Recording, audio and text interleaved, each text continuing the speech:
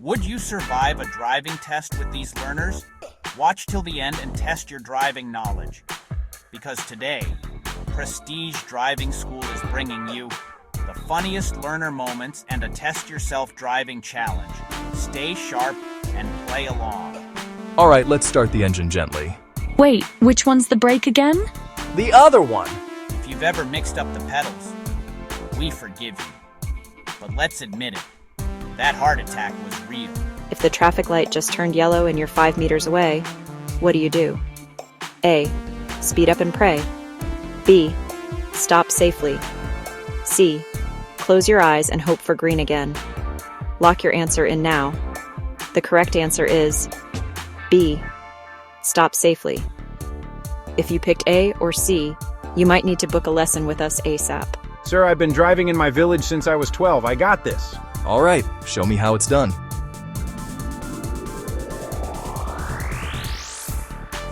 And that's why cones fear overconfidence. You're parking on a hill facing upward. Which way should you turn your wheels? A. Straight ahead. B. Away from the curb. C. Toward the curb. The answer is B. Away from the curb.